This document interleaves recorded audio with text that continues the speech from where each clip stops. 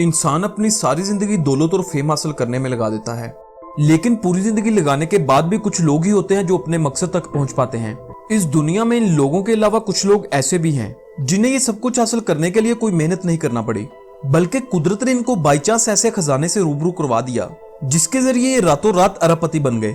आज हम आपको कुछ ऐसे ही लोगों से रूबरू करवाएंगे, सो वीडियो को लास्ट तक जरूर देखिएगा। अगर आप फैक्ट सोल पर नए हैं तो इसे सब्सक्राइब करके बेल आइकन पर क्लिक करना ना भूलें ताकि आपको हमारी लेटेस्ट इन्फॉर्मेटिव वीडियोस मिलती रहें। तो स्वागत है आपका फैक्ट सोल में। एक दिन एक मछुआरा मछलियां पकड़ने की गर्ज से समंदर की तरफ बढ़ा। इसने मछलियां पकड़ने के लिए जाल लगाया, लेकिन इसे कोई मछली तो नहीं मिली, बल्कि एक बदबूदार चीज मिल गई जो कि व्हेल मछली की उल्टी थी। जी हाँ, व्हेल मछली की उल्टी। दोस्तों, इस मछुआरे ने कभी सोचा भी नहीं होगा कि इसे इतनी कीमती चीज मिलेगी। दरअसल व्हेल मछली की उल्टी का इस्तेमाल इंपोर्टेड परफ्यूम बनाने में किया जाता है, जिसे एम्बर ग्रीस भी कहा जाता है, और ये बहुत ही रेयर होती है। इस उल्टी की कीमत $25 लाख थी। इस व्हेल मछली की उल्टी को बेचकर ये मछुआरा रातों रात करोड़पति बन गया। एक बार अमेरिका के एक बाजार में रेत से भरे बैग की नीलामी हो रही थी। जी हाँ, रेत से भरे बैग की नीलामी, जिसे नैन्सी कार्लसन नामी एक रिच खातून ने $900 में खरीद लिया। असल में नैन्सी जानना चाहती थी कि आखिर इस रेत में ऐसा खास क्या है जिसके लिए बाकायदा नीलामी की जा रही है। नैन्सी ने ये बैग खरीदने के बाद नासा के हवाले कर दिया ताकि इस रेत को टेस्ट किया जा सके। तो पता चला कि ये कोई आम रेत नहीं, बल्कि चांद से लाई गई मिट्टी है जिसे नील आर्मस्ट्रॉन्ग लेकर आए थे। जिसके बाद नासा ने ये बैग नैन्सी के हवाले करने से इनकार कर दिया। असल में इस बैग को किसी तरह गलती से नीलाम कर दिया गया था, लिहाजा मुकदमा अदालत में चला और अदालत ने फैसला नैन्सी के हक में सुना दिया। जिसके बाद इस बैग को $18 लाख में नीलाम कर दिया गया, यानी कि तकरीबन 27 करोड़ रुपए में। हमारी अगली अरबपतियों की कहानी में जगह बनाई है एक ट्रेजर हंटर मिल फिशर ने। मिल फिशर 1985 में एक दिन डाइविंग करने के लिए समंदर में गए। इनका इस दिन खजाना ढूंढने का कोई इरादा नहीं था। अपने इस समुद्री गोते के दौरान उन्होंने एक शिप रैक देखा। ये असल में एक स्पेनिश शिप था जो कि 1620 में स्पेन से कोलंबिया खजाना लेकर जा रहा था और रास्ते में डूब गया था, जिसकी लोकेशन का अंदाजा किसी को भी नहीं था। लेकिन लकीली मिल फिशर बाई चांस इस जहाज से रूबरू हो गए।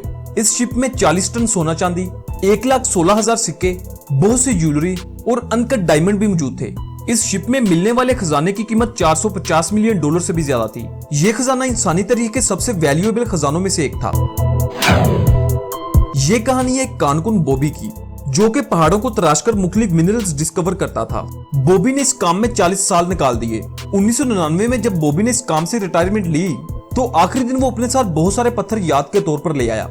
एक दिन जब बॉबी इन पत्थरों को निकाल कर देख रहा था तो उनकी नजर एक ऐसे पत्थर पर पड़ी जो दूसरे तमाम पत्थरों से मुख्तलिफ था। जब बॉबी ने इस पत्थर का बगौर मुशाहदा किया तो इसे पता चला कि ये कोई आम पत्थर नहीं था, बल्कि ओपल नामी एक बहुत ही कीमती पत्थर है। उन्होंने ये बात किसी को नहीं बताई और 14 साल तक इस पत्थर को अपने घर पर छुपा कर रखा। इस ओपल का वजन 306 कैरेट यानी 61 ग्राम था। आखिरकार बॉबी ने इस पत्थर को $30 लाख यानी 46 करोड़ रुपए में बेच दिया। बॉबी इस पत्थर को 14 साल पहले ही बेचकर अमीर बन सकता था।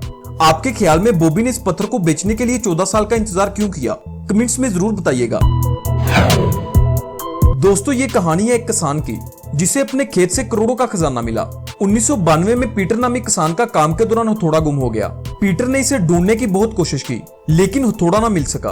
पीटर बिल आखिर इसे ढूंढने के लिए मेटल डिटेक्टर ले आया ताकि वो अपने हथौड़े की डायरेक्शन का पता लगा सके। कुछ ही देर के बाद पीटर को हथौड़ा मिल गया, लेकिन इस खोज के दौरान पीटर को एक और सिग्नल रिसीव हुआ। पीटर ने जब इस जगह खुदाई की तो इसे महज चंद फीट की गहराई पर ऐसी चीज मिली जिसे देखकर वो हैरान रह गया। ये था एक बहुत ही कीमती खजाना जिसमें बहुत से गोल्ड के सिक्के, ज्वेलरी और रोमन के वक्त के 4वीं-5वीं सदी के बर्तन थे, जिसे इस इलाके के म्यूजियम ने अपनी कस्टडी में ले लिया और साथ में वो थोड़ा भी रख लिया, जिससे ये खजाना मिला। इस खजाने के बदले में पीटर को 340 करोड़ रुपए दिए गए, जिसकी वजह से ये किसान रातों रात अरबपति बन गया। हमारी इस कहानी में जगह बनाई है कंस्ट्रक्शन वर्कर्स ने, जो कि सन 1985 में पोलैंड में रेनोवेशन का काम कर रहे थे। इस दौरान इन्हें वहां एक तिजोरी मिली। इस तिजोरी में गोल्ड सिल्वर क्वींस, ज्वेलरी और अनगिनत वैल्यूएबल चीजें मिली। इस संदूक में तकरीबन 3000 आइटम्स थी।